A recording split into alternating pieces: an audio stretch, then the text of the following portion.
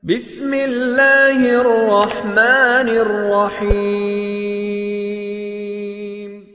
Ikhwatu iman rahimakumullah, hari ini kita akan menjelaskan tentang sudah seberapa bersungguh-sungguhnya kita memohon syurga dari Allah Subhanahu wa taala. Masya Allah.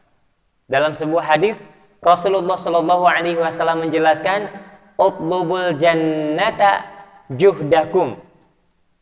Mohonlah kalian atau mohon mintalah syurga kepada Allah Subhanahu wa taala juhdakum, dengan kesungguhan kalian. Nah, ikhwatu iman rahimakumullah.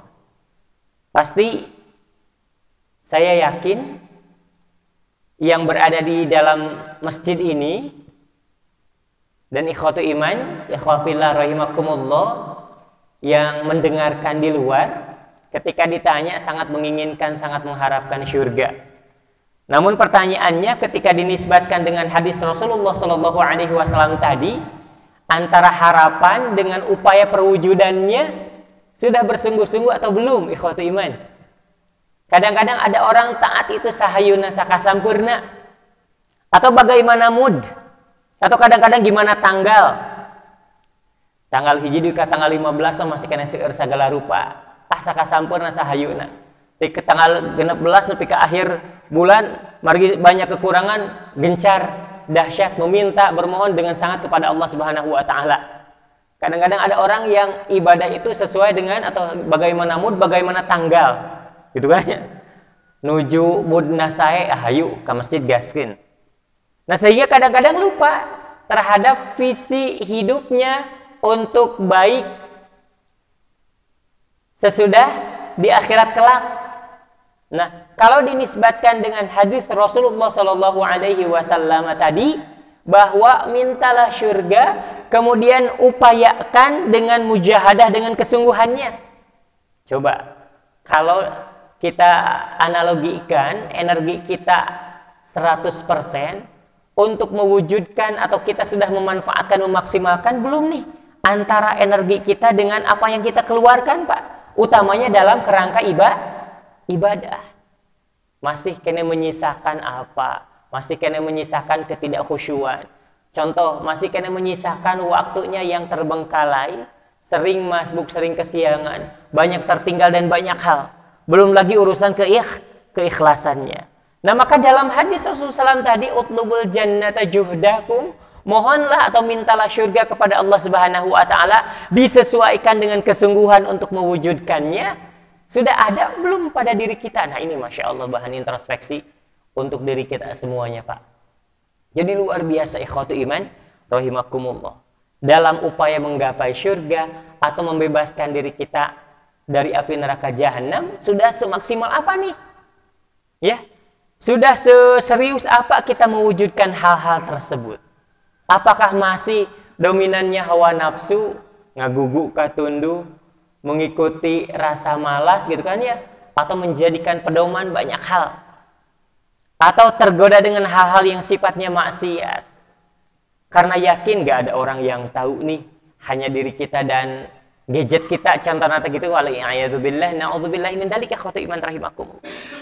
Para ulama salafus salih menjelaskan tidak ada maksiat yang kecil, karena kalau bermaksiat tersebut, ya, ketika atau hakikatnya kita sedang bermaksiat kepada zat yang maha agung, Pak. Jadi ikhwatu iman rahimakumullah, tidak ada hal atau kemaksiatan yang sifatnya kecil, karena yang kita maksiati, yang kita durhakai adalah zat Allah Subhanahu wa taala yang maha agung. Nah, kadang-kadang kita seperti itu, moal naon meureun sakieu mah urang masih kena sok salat, urang masih kena sok taklim samingon sakali. Jadi menganggap besar, menganggap wah kebaikan yang kita lakukan barijeng teu acan kantenan ditampina, menganggap sepele, menganggap enteng kemaksiatan barijeng eta mah pasti maksiat mah nya. Moal aya istilahna teh abu-abu diterima atau tidak nih maksiatnya, tidak ada kan ya. Yang namanya kemaksiatan itu pasti maksiatnya, tapi yang namanya ibadah masih kene antara diterima atau tidaknya. Nah, kebanyakan atau karakter yang membuat celaka atau membuat binasa, menganggap wah, menganggap besar kebaikan yang kita lakukan barijeng teu acan kentanan ditampina, di saat yang sama menganggap sepele, menganggap enteng kemaksiatan yang sudah dianggap positif oleh Allah Subhanahu wa taala kalau yang namanya maksiat. Nah, makanya tadi diimplementasikan, dinisbatkan, dikaitkan dengan hadis Rasulullah Shallallahu alaihi wasallam tadi menjadi sebuah bahan renungan, bahan pemikiran untuk kita selaku hamba Allah umat Muhammad Shallallahu alaihi wasallam terkait dengan kesungguhan atau upaya mujahadah dalam menggapai takwa atau menjemput surga dari Allah Subhanahu wa taala.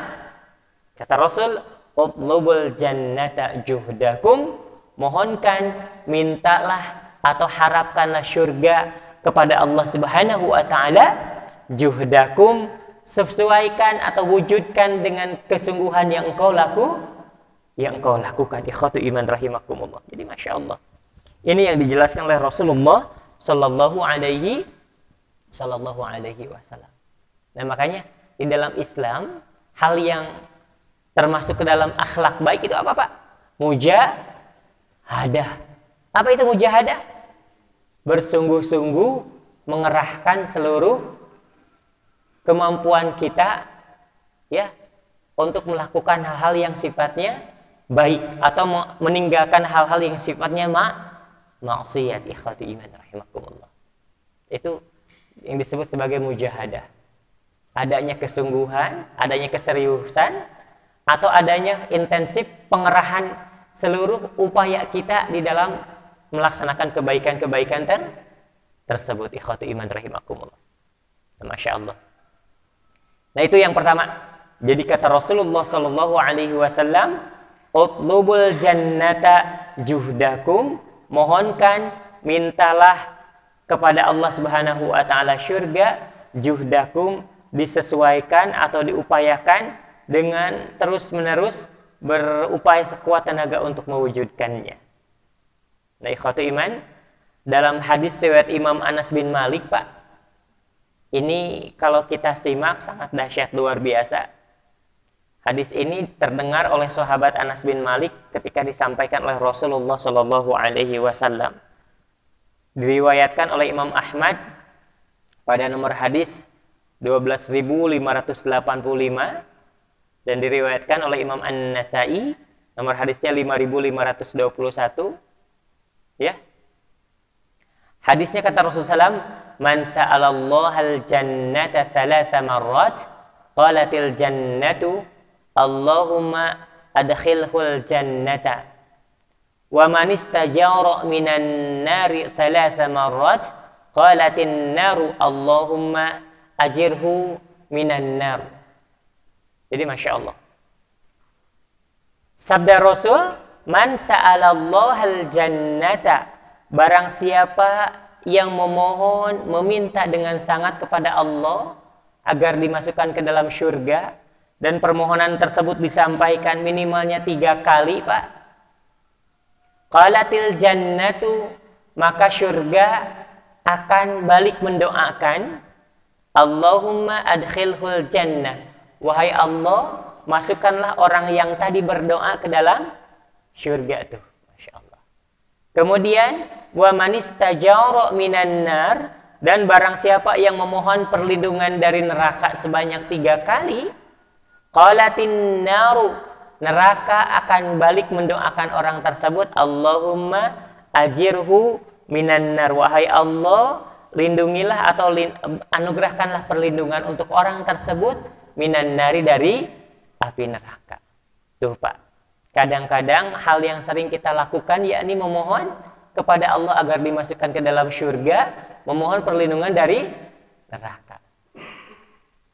Walaupun redaksinya banyak ya, Pak ya, biasa menggunakan bahasa Indonesia, bahasa Sunda, atau seolah-olah dianggap cukup dengan membaca Rabbana atina fid dunya hasanah wa fil akhirati hasanah wa qina adzabannar. Karena kebaikan di akhirat salah satunya ketika Allah Subhanahu wa taala anugerahkan surga. Tapi ada redaksi yang sangat spesifik yang pernah disampaikan oleh Nabi Ibrahim alaihissalam. Masih ingat doanya dulu yang saya sampaikan di dalam Al-Quran surat Asy-Syu'ara? Rabbi habli hukmah wa alhiqni bis-shalihin waj'alni lisana sidqin fil akhirin waj'alni min warathati jannatin na'im.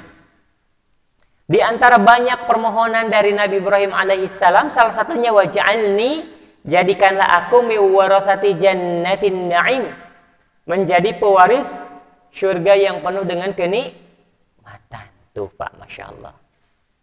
Nah, ikhwatu iman rahimakumullah, sebagian salafus sholih ada yang ada yang punya perasaan atau ageng rumasa, bahasa Jerman namanya, sehingga ya Allah, aku merasa cukup dengan memohon agar Engkau membebaskan aku dari neraka, melindungi atau memberikan perlindungan kepadaku dari neraka, sehingga malu untuk meminta surga kepada Allah Subhanahu wa ta'ala. Margi ageng rumasana, ya Allah, muncik orang macek kafe ku dibebaskan tina neraka saurna teh. Ada sebagian ulama atau para orang-orang salafus salih terdahulu yang cekape abdi mah asal terbebas dari neraka, sehingga merasa cukup ya, karena kadang-kadang dihantui rasa malu, rasa kurang pantas ketika memohon surga kepada Allah Subhanahu wa ta'ala. Namun ketika dinisbatkan kepada hadis Rasulullah Shallallahu Alaihi Wasallam yang tadi disampaikan di awal, ternyata memohon surga merupakan bagian dari perintah Rasulullah Shallallahu Alaihi Wasallam. Walaupun di depannya kita diminta oleh Rasulullah Shallallahu Alaihi Wasallam untuk bersungguh-sungguh pula di dalam mewujudkan permohonan tersebut. Utlubul jannata juhdakum, mohonkanlah atau mintalah surga kepada Allah Subhanahu wa ta'ala, juhdakum, dibarengi kemudian disempurnakan dengan kesungguhan kalian. Ikhwatu iman rahimakumullah. Itu Masya Allah. Maka kembali lagi ke materi-materi yang awal Pak, ya, materi yang terdahulu, karena nyambung dengan materi ini Pak. Sabda Rasul apa? Yamutul abdu ala ma'asha alaihi wa yub'atu ala ma mata alaihi. Ada yang masih ingat? Yang masih tahu? Yang tahu boleh pulang duluan, silahkan. Sabda Rasul apa? Yamutul abdu, seseorang kelak akan diwafatkan ala ma'asha alaihi, tergantung cara dia menjalani atau kebiasaan menjalani hidupnya. Makanya konsep Islam apa yang dijelaskan dalam Al-Quran surat Al-Insyirah Pak?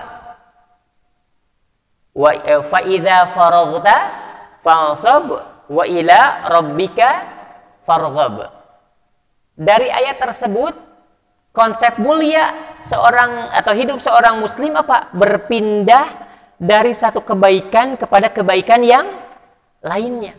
Beralih dari satu kebaikan kepada kebaikan-kebaikan yang lainnya. Kalau konsepnya seperti itu, maka akan terkena dengan teori dari Nabi Muhammad SAW ketika hidup mendambakan husnul khatimah. Perwujudan dari kesungguhan menggapai surga itu salah satunya apa? Yamutul abdu ala ma'asha alaihi. Kelak seseorang akan wafat, akan meninggal ala ma'asha alaihi, tergantung atau sesuai dari kebiasaan hal yang intens, hal yang rutin, hal yang sering ia lakukan dalam mengisi hidupnya. Sudah ada bocoran informasi. Jadi ternyata kita bisa merencanakan keadaan hidup kita Pak. Dengan cara apa? Kita bisa merencanakan akhir dari hidup kita. Dengan cara apa? Bagaimana cara kita menjalani semasa hidup ini. Kalau seseorang konsepnya berpindah dari satu kebaikan kepada kebaikan yang lainnya, maka Masya Allah, ikhwatu iman rahimakumullah. Ya. Maka salah satunya apa Pak? Tidak boleh menganggap enteng kebaikan sekecil apapun itu Pak. Salah satunya apa Pak? Banyak hal Pak.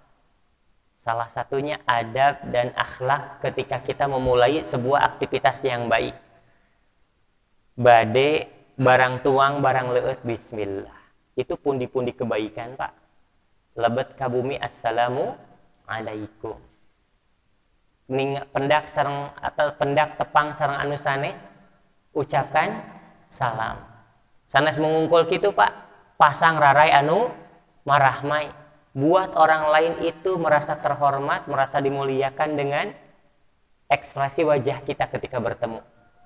Tewoleh diawali dengan senyum, tewoleh diawali dengan memasang wajah anu marah mai. Ikhwatu iman rahimakumullah. Seperti itu. Jadi tabassamuka fi wajhika li akhika shadaqatun laka. Wajahmu yang engkau perlihatkan terhadap saudaramu ketika bertemu itu merupakan implementasi dari sedekah. Kadang-kadang kita menganggap enteng hal ini. Keluar dari rumah, bismillahi tawakkaltu ala Allah, la haula wala quwwata illa billah. Tuh, Pak, ini sering kita lupakan. Pak Ustaz, da kapayun ieu teu seueur motor, teu seueur mobil, kira-kira moal picilakaeun da sanes kanggo cilaka hungkulnya eta mah nya. Doa itu mah doa memohon kebaikan dari Allah Subhanahu wa taala ketika kita keluar dari rumah untuk urusan yang baik. Karena kata Rasulullah SAW, seseorang yang keluar dari rumah membaca doa yang tadi bismillahirrahmanirrahim tuh sampai tamat akan dianugerahi 3 hal. Hudita, ia akan diberikan bimbingan, dibimbing, diarahkan, gitu kan ya.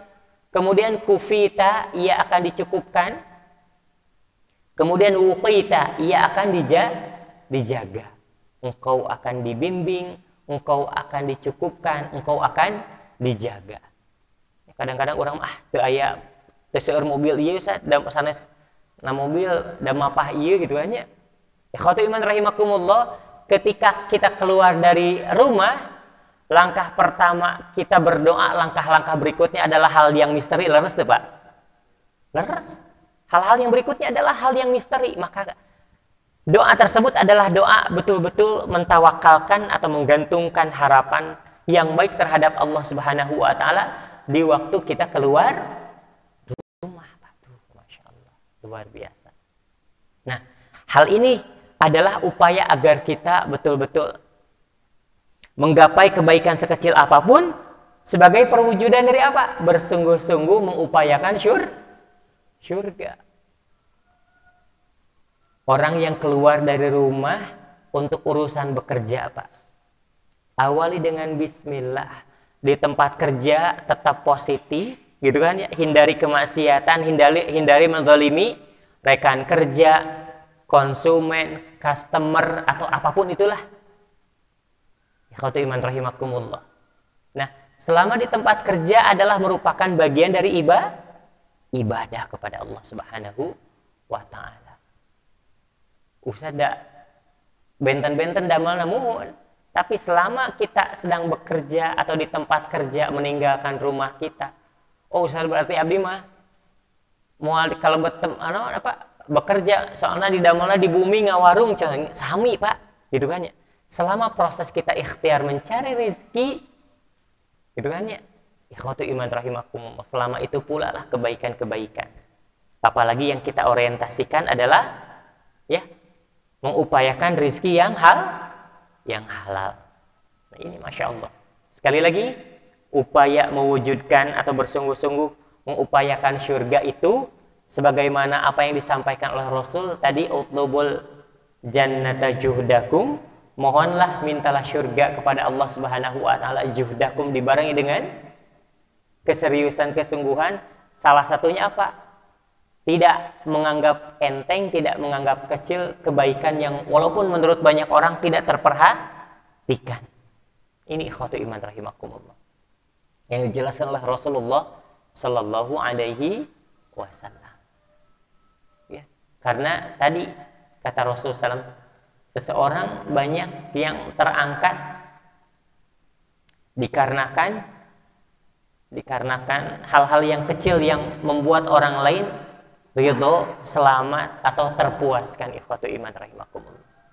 Ini yang pertama. 2, bagaimana cara kita bersungguh-sungguh menggapai syurga? Menjaga hati agar tidak ada unsur benci, kehul, hasud, teresep, bahkan punya banyak dendam. Kebaikan-kebaikan kita kadang-kadang menguap begitu saja dikarenakan kurangnya kita memanage atau membersihkan, memurnikan hati kita. Aya kakeuheul we gitunya. Aya sangkaan we gitu kan. ada rasa hasud, ketidaksukaan terhadap seseorang.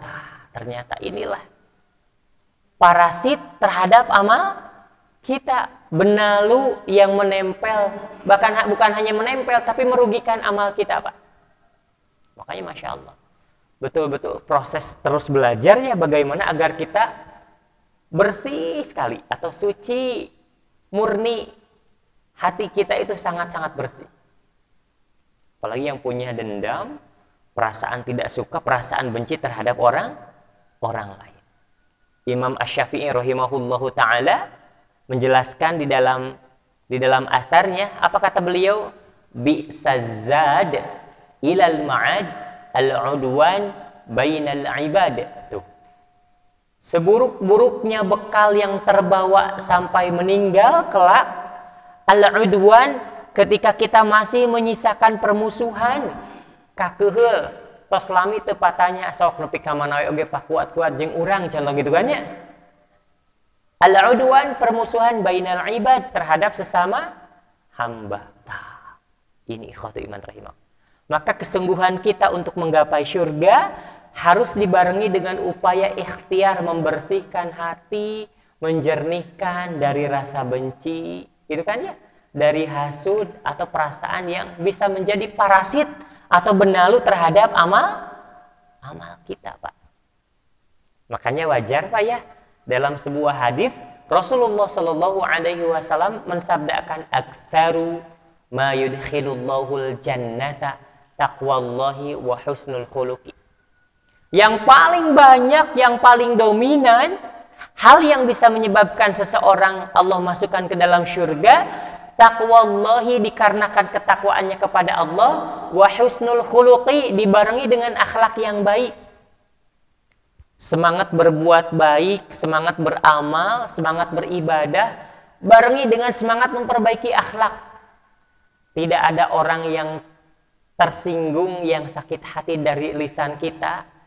Tidak ada orang yang terambil haknya dikarenakan kecurangan kita. Wala'iyadzubillah. Membarengi semangat beribadah, semangat memperbaiki diri, semangat menumpuk kebaikan-kebaikan, dibarengi dengan apa? Semangat memperbaiki akhlak. Karena banyak kebaikan-kebaikan yang gugur, pahalanya menguap seolah-olah tidak nyata, dikarenakan adanya benalu akhlak yang buruk. Banyak orang yang tersakiti, banyak orang yang terambil haknya. Masya Allah, ikhwatu iman rahimakumullah. Nah makanya tadi, keseriusan, kesungguhan dalam mengupayakan syurga, bukan hanya diminta, bukan hanya diikhtiarkan, bukan hanya diupayakan, tapi prosesnya harus serius, gitu kan ya. Buktinya apa? Buktinya dengan terus-menerus memperbaiki akhlak. Ikhwatu iman rahimakumullah. Ini yang harus kita. Jadi terus semakin rajin, semakin baik, gitu kan ya. Semakin mulia, semakin hati-hati ternyata, Pak. Hati-hati dengan cara berbicara, hati-hati dengan memanage. Jangan sampai ada lintasan prasangka, lintasan pikiran ketidaksukaan terhadap orang lain. Ini yang dijelaskan oleh Rasulullah Sallallahu Alaihi Wasallam. Bapak Ibu rahimakumullah. Di zaman Rasulullah SAW ada yang sahabat yang bernama Abu Musa al-Ash'ari. Abu Musa al-Ash'ari. Dahsyatnya Abu Musa al-Ash'ari termasuk seseorang yang diutus untuk menjadi pengajar ilmu, Pak. Respon dari orang-orang yang diajarkan berbeda-beda. Tapi Masya Allah, bagaimana Abu Musa al-Ash'ari oleh Rasulullah SAW dianggap sebagai satu di antara sekian banyak sahabat yang istimewa, yang menarik, menonjol, bahkan unggul. Salah satunya dari bagaimana ia merespon hal-hal yang tidak ia sukai. Perlu belajar, Pak, kita. Luar biasa. Kadang-kadang, wah, ada sifat manusiawinya, muncul rasa benci atau keinginan untuk membalas, gitu kan? Ikhwatu iman rahimakumullah. Karena ternyata kalau kita mengacu kepada tadi hadis yang pertama disampaikan oleh Rasulullah Shallallahu Alaihi Wasallam, agar ketika kita meminta syurga itu harus dibarengi dengan kesungguhan mewujudkannya, bersungguh-sungguh sekuat tenaga, serius di dalam mewujudkannya. Salah satunya bukan hanya menganggap enteng terhadap kebaikan sekecil apapun itu, namun di dalam prosesnya dibarengi dengan ikhtiar memperbaiki akhlak, Pak. Agar apa yang kita lakukan itu betul-betul kebaikannya terasa, terbawa, bahkan nyata, ya, untuk kita. Ya, ikhwatu iman rahimakumullah. Nah, yang terakhir, mari kita saya nganturan sebagai tanda dan sinyalemen ikhwatu iman rahimakumullah, dan Kang Dedi sudah memberikan isyarat gitu. Terakhir ikhwatu iman rahimakumullah, upaya ikhtiar untuk mewujudkan takwa yang paling penting, mewujudkan syurga kesungguhannya adalah dengan memperbanyak istighfar. Nah, ini Pak Bu, ikhwatu iman rahimakumullah, luar biasa. Jadi beristighfar ini sangat wajib kalau kita berkeinginan untuk meminta syurga Allah Subhanahu wa taala. Di dalam Al-Qur'an surat At-Taubah ayat ke-112 ya Pak ya. Ketika Allah menginformasikan di ayat 111, innallaha ashtara minal mu'minina amwalahum wa anfusahum bi anna lahumul jannah. Jadi ternyata istighfar itu salah satu bentuk dari taubat. Dan taubat tidak akan bisa dilakukan oleh seseorang kecuali kalau dia betul-betul bersungguh-sungguh di dalam dirinya, Pak. Makanya sangat wajar ketika Allah Subhanahu wa taala menjelaskan bagaimana hal baik atau hal positif dari taubat, sampai-sampai taubat di dunia, di akhirat Allah beli pengorbanan tersebut dengan syurga. Salah satu bentuknya adalah dengan cara memperbanyak istighfar. Pernah saya paparkan kan ya, jelaskan cerita dari banyak istighfarnya seseorang yang ditemui oleh seorang mulia bernama Imam Ahmad bin Hambal. Imam Ahmad bin Hambal termasuk ke dalam imam mazhab, imam 4 mazhab ya. Siapa aja imam 4 mazhab itu? Imam Maliki, Syafi'i, Hambali, satu lagi siapa? Sok tiasa uwi tipayun tapi tiasa muka itu. Tuangan tipayun Imam Hanafi. Suatu ketika Pak, ada seorang mulia bernama Imam Ahmad bin Hambal. Pada masanya termasuk orang yang terkenal, bahkan viral keilmuannya. Namun viralnya dulu beda dengan viral sekarang kan ya. Viral sekarang mah tahu buah pemikirannya, buah gagasannya, tahu juga sosoknya. Terus deh, wah di-share gitu kan ya, dikutip, di-share, disebarkan di grup keluarga, di grup komunitas gitu kan ya, di grup arisan gitu kan, kadang-kadang di-share buah pemikirannya ya. Jadi tahu buah pemikirannya, tahu gagasannya, tahu keilmuannya, tahu juga sosoknya. Berbeda dengan dahulu, viralnya dahulu itu hanya tahu viral buah pemikiran dan ilmu gagasannya, tapi sosok orangnya jarang yang tahu kecuali yang bertalaki atau bertemu langsung, belajar secara langsung, atau napi orang yang satu daerahnya. Imam Ahmad bin Hambal suatu ketika safar bepergian ke sebuah tempat di luar daerah Irak, melaksanakan sholat Isya. Ketika ingin tiduran, beristirahat sejenak, ternyata oleh marbot masjidnya diusir komitmen. Tapi Imam Ahmad bin Hambal tidak jumawa, kamu tidak tahu saya ya? Saya Imam Ahmad bin Hambal tidak seperti itu, tapi mengikuti aturan dari pemangku kawasan pada waktu itu. Walaupun kalau ia menyebutkan saya Imam Ahmad bin Hambal, mungkin orang yang penjaga masjid akan mempersilahkan. Tapi tidak demikian. Untuk itu ketika marbot masjid memintanya untuk keluar dan tidak boleh tiduran di masjid, beliau dengan ketawaduan, kerendahan hatinya, padahal ilmunya sangat luhung itunya, keluar. Ketika di luar tertarik dengan seseorang yang sedang menggoreng roti, tapi di dalam ketika menggoreng rotinya terus-menerus beristighfar, Pak. Ketika itu langsung didekati, kenapa engkau beristighfar terus-menerus di dalam proses Pak membentuk adonan, bahkan memproses roti tersebut. Ya, kata Pak pedagang roti tersebut, ketika saya mendawamkan istighfar, bukan hanya upaya untuk mensucikan dosa saya kepada Allah Subhanahu wa taala, tapi dengan istighfar ini hampir seluruh keinginan saya terkabul kecuali satu, katanya. Apa? Keinginan untuk bertemu dengan Imam Ahmad bin Hambal. Padahal yang dihadapannya adalah ulama mulia, besar, viral, dengan keluhuran ilmunya yang bernama Imam Ahmad bin Hambal. Ternyata ikhwatu iman rahimakumullah, itu balasan dunia saja. Ketika Allah memudahkan semua urusan dengan cara memperbanyak beristighfar, meringankan langkah, tapi istighfar juga sebagai upaya perwujudan kesungguhan kita untuk menggapai atau mengupayakan syurga, sebagaimana implementasi dari hadis yang saya paparkan di awal sebagai bahan introspeksi, bahan renungan untuk kita ketika kita sangat mengharapkan syurga, ya, maka imbangi sertai pula dengan maksimal serius bersungguh-sungguh di dalam mewujudkannya. Pertama, tidak boleh menganggap enteng terhadap kebaikan sekecil apapun itu. Ya, ikhwatu iman rahimakumullah. Karena banyak hal-hal yang sifatnya kecil itu ketika membuat banyak orang ridho, banyak orang senang, memfasilitasi kebaikan untuk orang lain. Ya. Ide, gagasan, kumaha, ayat taklim, subuh gitu kan ya. Sok, ini juga hasil pemikiran yang mana dengan pemikiran ini dijalankan mengedukasi banyak orang. Yang kedua, bukan hanya tidak boleh menganggap enteng terhadap kebaikan sekecil apapun itu. Yang kedua tadi apa? Ikhwatu iman rahimakumullah, tidak boleh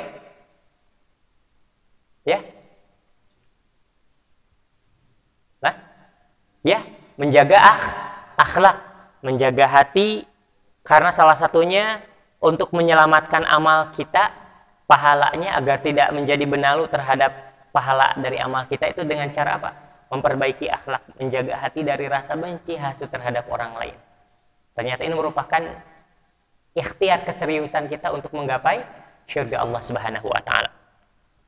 Nah, yang ketiga, memperbanyak beristighfar.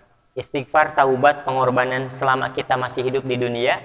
Pengorbanan ini tidak akan Allah sia-siakan, bahkan kelak akan Allah ganti dengan syurga. Sebagaimana yang tercantum di dalam Al-Qur'an surat At-Taubah ayat ke-112 sampai ayat ke-111 sampai 112.